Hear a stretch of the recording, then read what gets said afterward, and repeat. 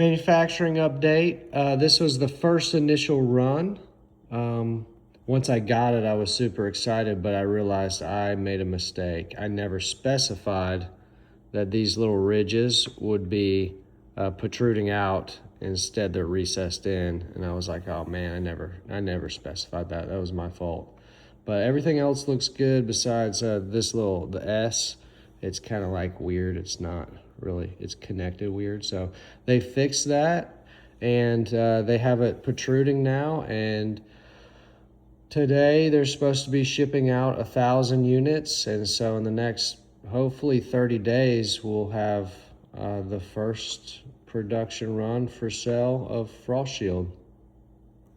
I'll post a picture of the manufacturer, the updated picture that they sent me, but I'm having 5 of them air mailed so that I can go ahead and start marketing.